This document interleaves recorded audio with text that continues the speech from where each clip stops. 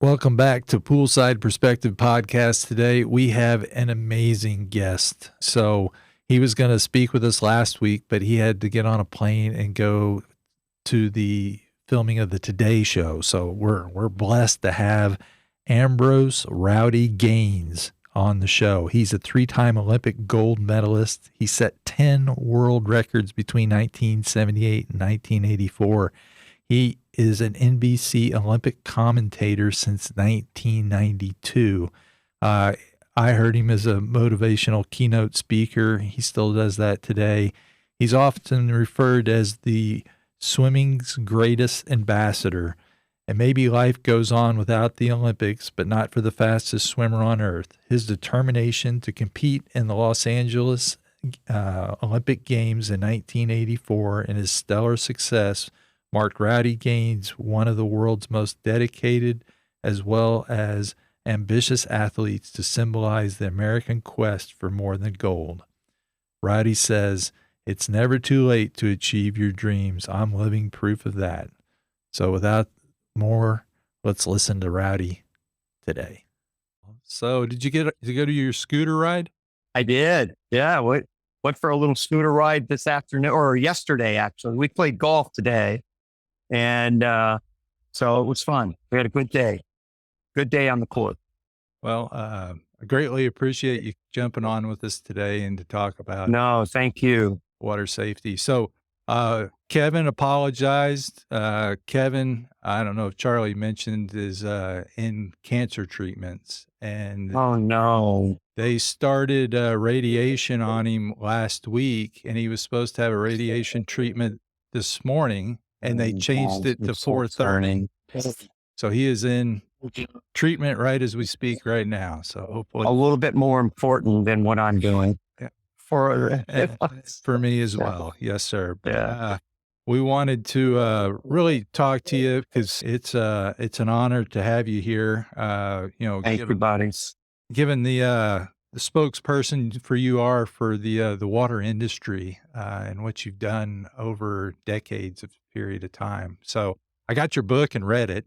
So Oh, wow. Great. that gave me a little bit more background. So I Awesome. likewise hate to swim in cold water. And it's, Oh my gosh, that's so funny. Yeah, it's my kryptonite, as I say. I can handle hot water, dirty water, deep water, shallow. It doesn't matter. The cold water gets me. yeah. So I was born in Point Pleasant, New Jersey, and the hospital Oh. overlooked the ocean. And Oh, so wow. I grew up right outside of Seaside Heights before there was a Yeah. Jersey Shore TV show that the kids had to Sure. explain to me. So that's where I grew up with the Gulf Stream coming up from Florida where you grew up, so it's all warm. And my mom was terrified of water. Oh And my gosh. she grew up in Kansas, not a lot of water there. And she made sure that me and my brother learned how to swim. And the way that she taught us how to swim is she threw us in the ocean and said, Oh, yeah. That's how we were all taught, right? swim back. Well, you Yeah. grew up, in the lakes. The same and everything. generation. I'm 65. Absolutely. They just kind of just toss you in the water. Yeah. So, Hey, here we go. yeah. And it was good because she was scared of the water growing up. And she said, I want you to have fun with the water. I don't want you to be afraid of the water. I want you to have fun.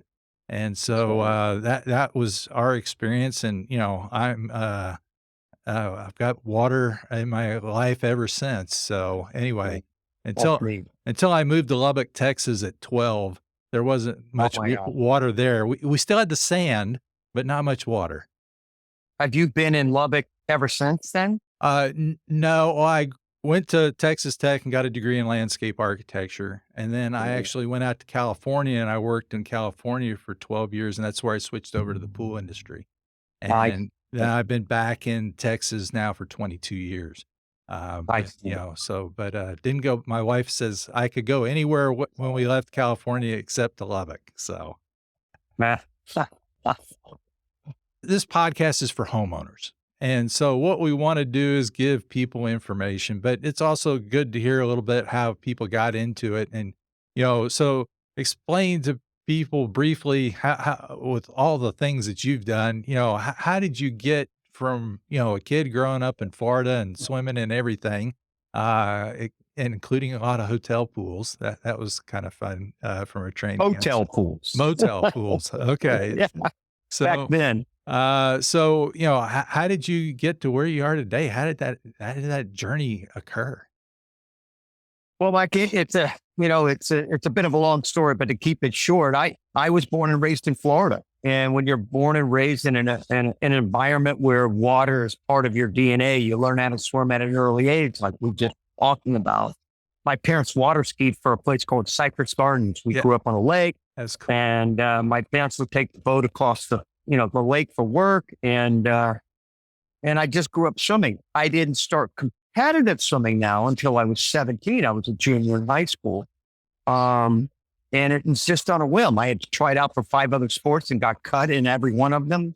And swimming was just sort of next in line. And I just fell in love with the water, fell in love with the competition. And it was part of my DNA as it was just through growing up swimming. And I took to it pretty fast, that's for sure. Yeah. That's really cool. I read about, when you were going through your high school and doing all that. And it was amazing how you improved so greatly over a period of time with a lot of hard work. Well, I think you're right in the fact that, and I was blessed. There's no doubt about it. The Lord blessed me, no question, because I started swimming in February of 1976 and broke my first world record in July of 1978. So about 2.5 years after I started swimming, I broke my first world record. So, and when I first started, buddy, I looked like a typical 5 and under trying to swim down the pool. I didn't have goggles. I was like running into the lane line and just really clumsy. So it did happen very fast. But I will say that I committed myself. Once I realized that I wasn't going to get cut, I committed and went all in to make sure that I was going to be the best swimmer I could be. I didn't think about the Olympics, no way, but I really wanted to be the best swimmer possible. So you won the state championship your senior year, and that got Right. you a full ride to Auburn, and Mhm. which was a tremendous swimming school. It And was. so that's where you got the idea that you could go to the Olympics. That's where my Olympic dream started. Definitely when I went to Auburn, not so much in high school. I just wanted to be a good high school swimmer, try to earn a little bit of a scholarship. But again, it happened quickly. By the time my end of senior year, I swam well enough to get that scholarship, like you said. And when I got to Auburn, you're around the big boys now. And in fact, on our team, my freshman year, there was an Olympian. His name was Billy Ford. He was a sophomore. I was a freshman, but he had just competed in the 1976 Olympics in Montreal. So yeah, the team was full of great swimmers. And then, my dream was born. Like, this is what I want to do. I watched the 76 Olympics on TV that summer and just was real inspired by those guys and women too. Yeah. So you shaved your head to cut off some time, from what I understand. So you still do that today, right? That's Oh, can you tell? yeah, Let's see. yeah. No, that has nothing to do with it, buddy. That has something to do with having, wait a second, it's coming, 4 daughters and 5 granddaughters. That's why my head looks like this. Okay. I knew about the 4 daughters, but I didn't know about the 5 granddaughters. Oh, yeah. So, Oh, yeah. wow, you are totally. I grew up I had a house with 2 daughters and a wife, and I had to get a male dog so I could have some companionship. But then I was blessed. Our 3rd child came 5 years later, and he is a boy, and The boy. he's all boy. And you're not in my club. You're out. Yeah, I got kicked Okay. out because You got kicked out of the club. yeah. So there's no Ambrose the 5th, huh? No Ambrose the 5th. I'm the last of the line. Well, I thought maybe one of your daughters might, pick it up, but they keep having granddaughters, huh? They keep, I said that to them. I said, if we have a boy, it's okay to start over anyway with an Ambrose, Right. but they're not cooperating very much. Let me put it that way, Mike. How old are your granddaughters? They go from 6 to 16. Okay. So Yeah. I have two granddaughters and one It's on. Yeah. a game changer, isn't it? Oh, it is definitely. I was being a soccer coach on Saturday for a bunch of 5-year-old girls, so it was a blast. So It is really. I mean, I hope your audience knows how critically joyous it is to have grandchildren. yeah, Many, I'm sure, out there do, but I thought, it's funny. You say to yourself, you can't love your children more, right? There's no way you can have love greater than you have for your children. Obviously, your spouse, I love my wife and everything, but the joy, and then you have grandchildren and say, oh my God, I think I love my grandkids more than I love my kids. yeah. Well, It's crazy. I mean, the joke is you get to return them. So Yeah, that's right. which, No doubt about it. Yesterday we had Liana and Elena over after church, and they stayed there while mom and dad went to the movies. But then we did get to give them back, so That's awesome. it's a lot of fun. So, Yep. so how did you go from Now I know the 80 Olympics. I remember that, although not nearly like you remembered it. I'm sure because you were a world record holder going into the 80 Olympics, right? Yes, I had broken the world record in the 200 freestyle. Actually, the date was April 1st, 1980, April Fool's Day. And the day after I broke that world record, the president of the United States announced that we would not attend those Olympics. So it was a little ironic for sure. And the world record I broke, buddy, was a world record that was held by a Russian. Oh, wow. So Yeah, you that was a bad April Fool's joke, very much. yeah, it was. Definitely. It So, was. No such thing. but you became through determination. You were there in '84 in LA.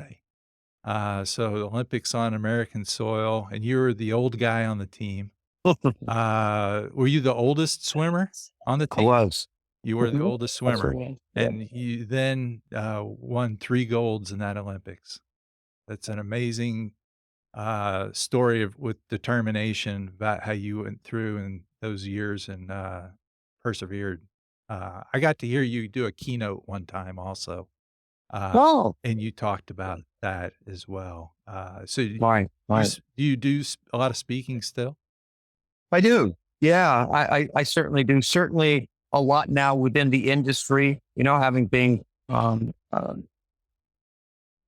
PHTA staff now for the last 3 years. I do a lot within the pool and hot tub industry, but I also do a lot with, our Olympic sponsors. I do the broadcasting, obviously, for the Olympics. So I get out there and try to do as much as I can.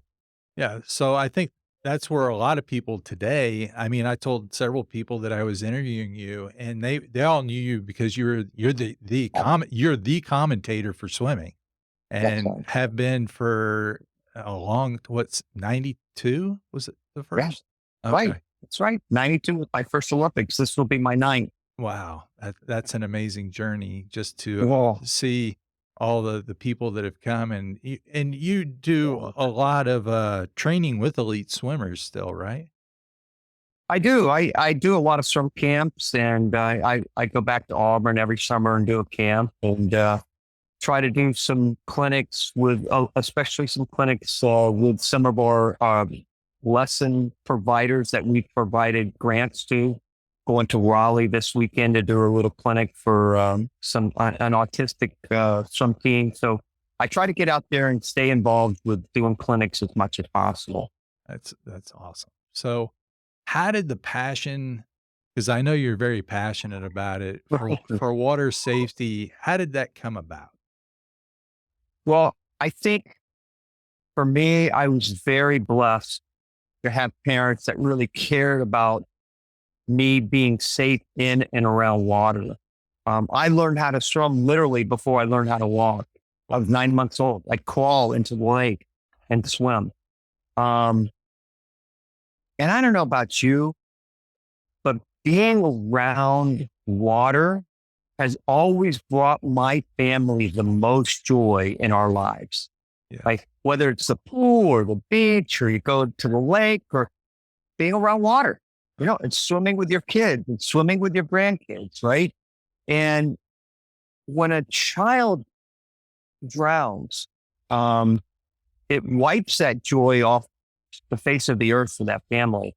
Yeah. And that family will never have joy around water ever again. And for me, that makes me really sad, and I want people to have the kind of joy that I had around the water with all of my family, with my parents, with my wife and children, and with our grandchildren. So I just started getting involved with finding out more and more about water safety and how the statistics are pretty staggering, and many families don't know about those statistics.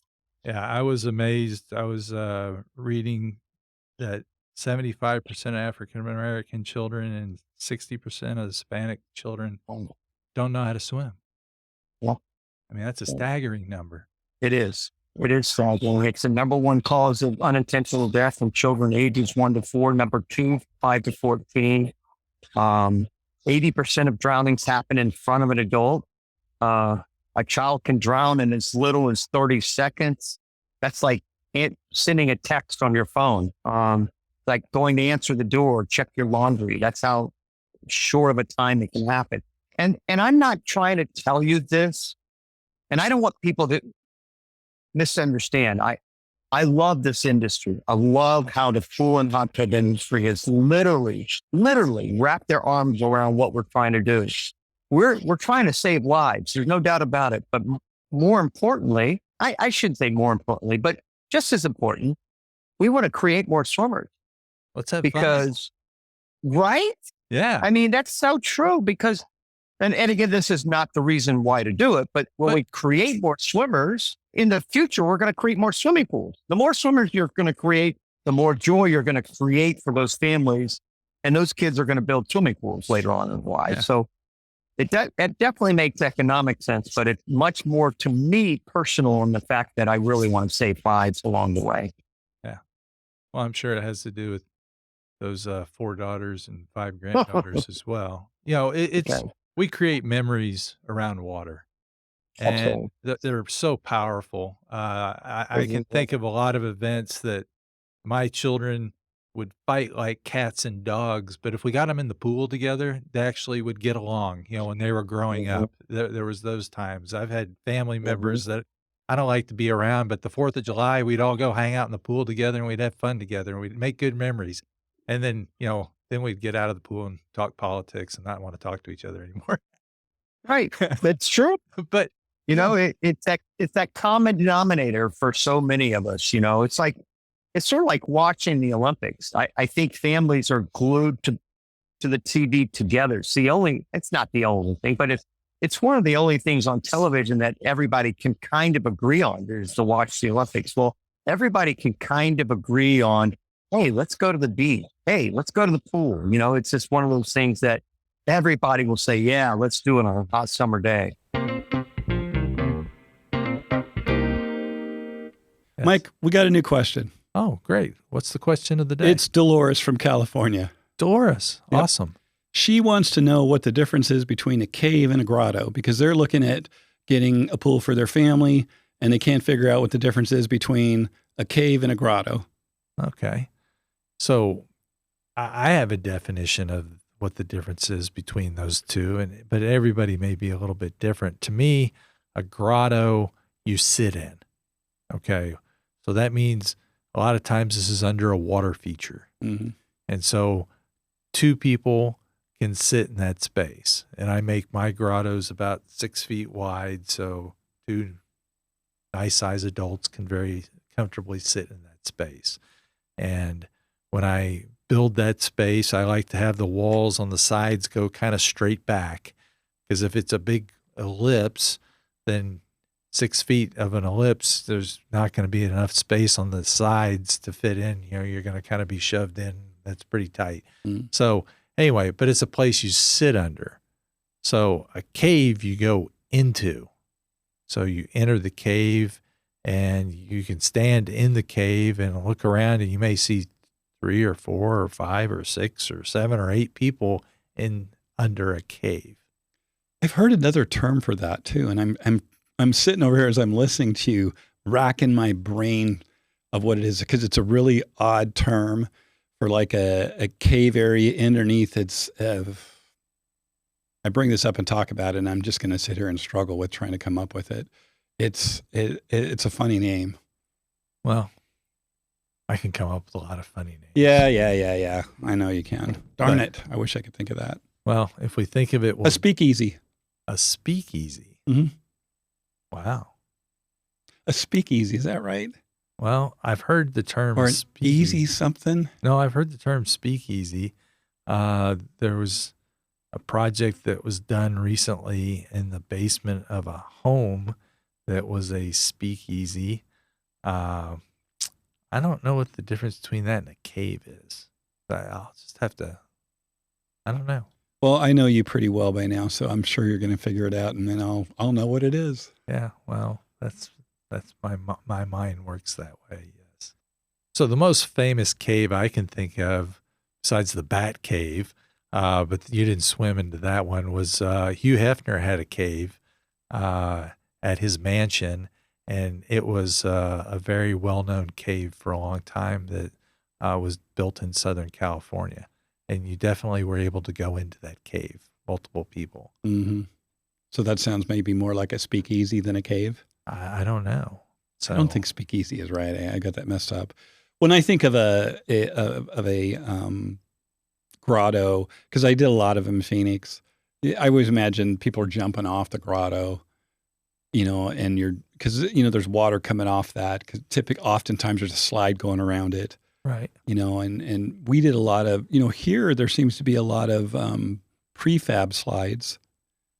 And in Phoenix, we did a lot of concrete slides when we were doing slides. And I'm not really a slide person per se, as far as, my kids are grown, so I wouldn't have one, but they make some amazing slides here.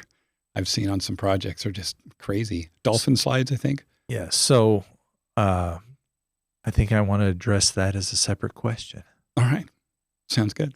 So tune in later for that question and the pros and cons of different slide types. So getting back to the grotto and the cave, we're saying a cave you can walk back into, swim back into, you're going to get multiple people back in there, where a grotto is going to be you're going to sit into. So when I do a cave, I typically make the floor depth at 3'6". Mm-hmm. So when you swim into that space, you can stand there and you have headroom above you, but you can comfortably, it's like standing in the shallow part of the pool. Mm. I don't want to have a cave that's, the floor is 6 feet deep. So if you're sitting on a bench and you step off of it, you're a little child or something like that, from a safety standpoint. So typically all my caves are going to be that depth. Gotcha. Well, I think that's about as good of an explanation as I can think of between a cave and a grotto. Okay. Well, including all my blabbering. Well, thank you for that question, Doris, and hopefully you enjoy your cave or grotto. So what do we do other than, we can donate money to help swimming programs. I mean, that's one thing you can do. It's easy to write a check, okay? But what else do you recommend that we could do to help make, May is Water Safety Month, okay? So we want to bring that, it's the beginning of summer and people are going to get out and they're going to be in pools and lakes and around bodies of water. Are there things that we can do to help besides teach people how to swim? I mean, I guess that's number one, right? Is teach people how to swim? It's 1 and 1A, I guess. Okay. The most important thing, and you will understand this more than anybody because you have those children here in trouble. The adult, the parent, the grandparent has to be that first line of defense. As I said, most drownings happen right in front of an adult. When I say 80%, it's within 15 to 20 feet of that child. And it's because we live in a generation now where we're distracted easily, whether it's by phone or whatever.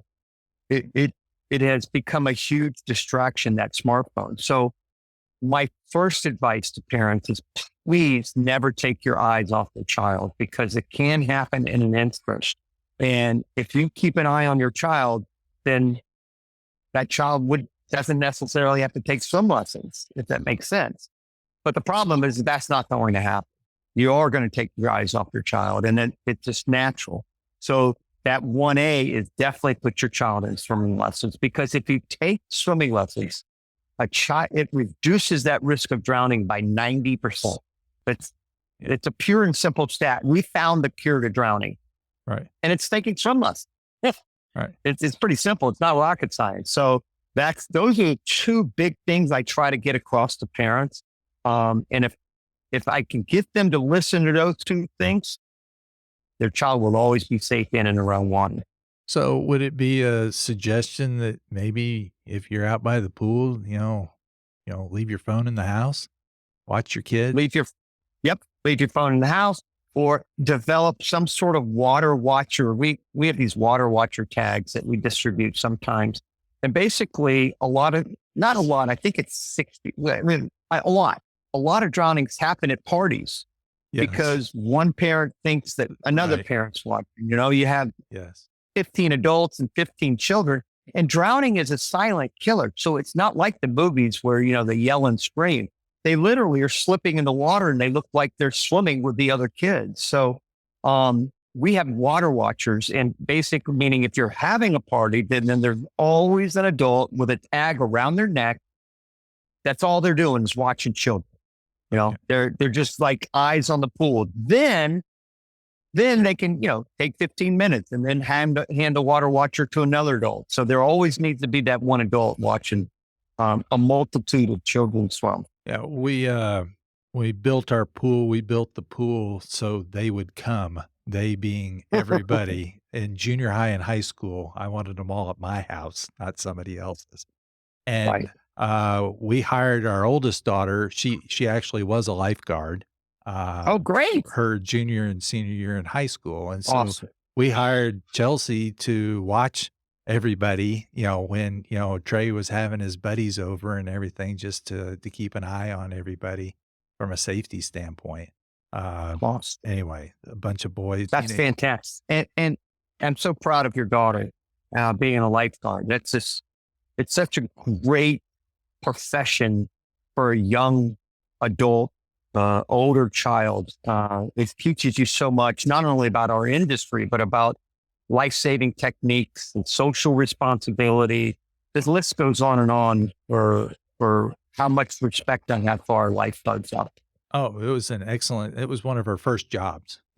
She got, awesome. Certified, through the safety training, and then was able to do that. So do you have any other suggestions, or are there lists of things that homeowners should look for to work at? Or is it from education standpoint? It is. The education is very important. We use the B word, barriers. It's always good to have some sort of barrier surrounding your pool, whether it's a fence, making sure everything is operational. We had some friends of ours about 4 or 5 years ago, their child drowned, and they had a hole in their screened in port, and the child, they didn't realize it, obviously. And the child, went through the screened in porch and then unfortunately passed away tragically. And so those are the things. Other thing is I say is, create those barriers and make sure they're working order. Don't rely on cool toys. A lot of people say, well, if I throw a bunch of floaties in there, that should help a lot. And actually, floaties end up becoming a distraction.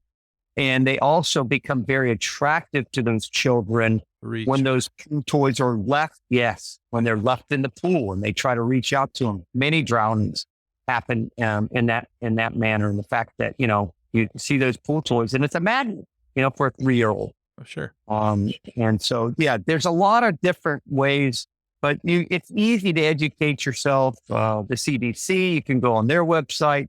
NDPA, they're a great partner of ours with Step in the Swim. NDPA has a whole list of educational tools to prepare yourself.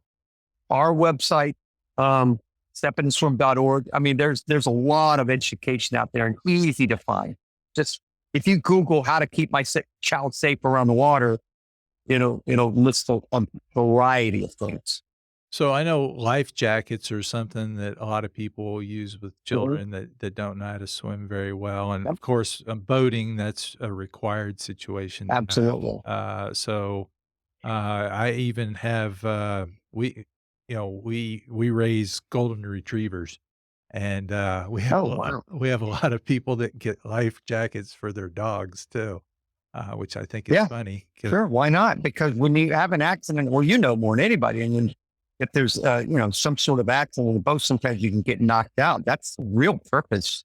Right, Not so much whether you can swim or not, it's getting knocked out. right. And the life jacket is really primarily for something like that. And again, drownings in that young age group usually happen around in a pool or hot tub situation. Well, drownings from that 5 to 14 age group usually happen in an open water situation. So there are two different situations that you really need to prepare your child or your grandchild for. I don't want to scare people. I really don't. I want people to be prepared. And I think, to tell you the truth, when I first started in this industry, not a lot of people wanted to talk about the word drowning, because it's not good for business. But over time, I have found so many people so generous, not only with their time and money, but also just spreading the word.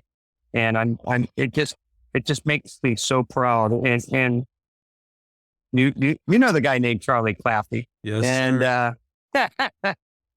Charlie is a very dear friend. And I can tell you quite honestly, we would not be where we're at without Charlie. He was the first one on our board that stepped up and said, let's do something about this. Let's change lives. Let's save lives. And, I'll be eternally grateful to him. Yeah, he's a passionate man about it as well. So, and that's what you need, is people to, pass the word on. So, how do you suggest we bring awareness for Water Safety Month? I mean, is that any suggestions on that? The big suggestion for me would be to have your audience be our warriors, be that military where you get the word out. You've listened to this podcast. You've watched me talk about it. Now, please, I'm begging you, go out there and tell other parents, tell your neighbors, tell your friends, tell your family members, tell your child that just has a 2 or 3 year old that doesn't know certain things about those statistics. Make sure your grandchildren are safe. And there are all kinds of different types of swim lessons, and it's really a personal decision. We had one of our granddaughters go through the ISR, and ISR is not for everybody, not for the faint of heart. It's 6 weeks, 5 days a week, 6 straight weeks, 15 minutes a day.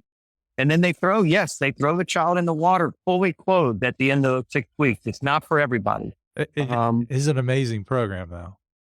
It is an amazing program, and I love it. My granddaughter did it, but my other granddaughter did not do it. One felt good about doing it, my daughter, and it's really very much a personal family decision. Yeah. Mommy and me class. Go ahead and start with mommy and me class. Whatever you need to do to introduce your child to water is really important. Yeah. Well, throwing me in the ocean worked for my mom. We go back. You know what mine did? So remember those styrofoam bubbles they put on your back? Oh, yeah. My mom put it, right? And it had a little, strap. Little thing. Around. Yeah, little strap, right? And so my mom put one of those on at the beginning of the summer. This is when I was a baby. And then she scraped some off, every couple of days. And by the end of the summer, all I had was the belt around me and no styrofoam. We don't do that. I'm not professing to do that. Don't do that. But that was 60 years ago, 65 years ago. That was one of the things. And yes, we lived through the 70s and 60s things. Right. Hopefully we all learned from some of those things. Yeah, no doubt. So, any other advice you have for our homeowners? Well, the homeowner is somebody, right? The great thing about our organization, Step in the Swamp, is the fact that two things. One, 100% of the money that's raised goes directly out the door. We don't keep anything off the top. My salary, all my expenses, all the administrative costs are paid for by PHTA, which is very generous, obviously. And then our board, thanks to guys like Charlie, matches every dollar I raise. So when you donate $100, it's actually $200, which is really nice. And the third thing, which is important, is all the funds that we raise can be restricted. So, if Charlie said, hey, I'm going to give you a certain amount of money and I wanted to stay in the Dallas area, we could do that. So I guess my advice to those parents that are just now putting in pools or just put pools in, put your child in swim lessons. And I'll go back again to say, never take your eyes off that child. Yeah. And then contribute to Step Up to Swim. Yeah. Thank you. Yeah. Great organization. Thank you, buddy. And yeah, I knew about that 100% of it went out, the PHTA, covers the rest of the expenses. So, how many people did that help last year? We put about 23,000 children through swim lessons with about $850,000 worth of grants. To about 150, 160 swim lesson providers around the country. We're in 40 states. Hope to be in all 50 states this year. And we'll raise over $1 million this year. And again, that the board match, we hope to get, a couple $1 million out the door this year. So if you were an organization and you are looking for, maybe to be sponsored or something like that, how do they go about doing that? You go to stepintoswim.org, stepintoswim.org, and there's an application page on there. It's a very simple application. It doesn't matter whether it's a for-profit organization or nonprofit organization. We give grants to both. The prerequisite that we have is the funds have to be used only for swim lessons and for swim lessons for those children and families that would not normally be able to afford it. So for example, we give a lot of money to YMCA, Boys and Girls Club, Jewish community centers, Parks and Recs, because they usually try to really reach out and do some great outreach to those communities in need. Because as you said at the very beginning, 70% of African-American children don't know how to swim, 60% of Hispanic, but it's not just the minority problem. 46% of Caucasian children don't know how to swim. So it doesn't matter whether you're rich or poor. It happens all the way across, but we really want to try to keep it geared to those children and families that can't afford it. Yeah. So, it's going to be a wonderful spring, and look forward to swimming.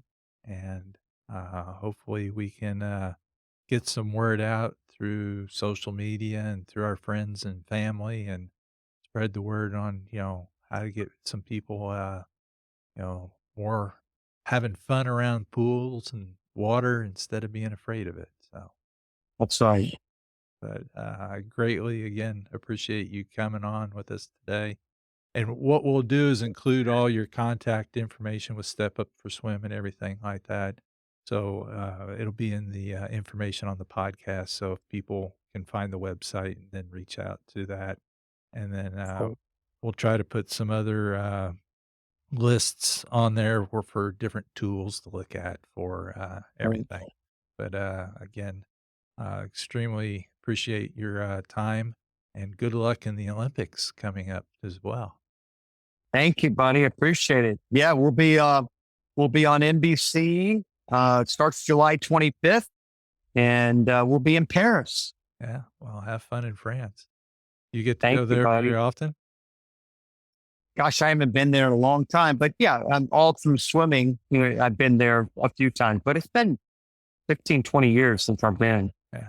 Well, I'm sure it'll be an amazing summer. Yeah, it will be. Well, thanks again. And thank you. We'll talk to you again sometime soon, Rowdy. Sounds good. Sure appreciate it. Take care. Take care.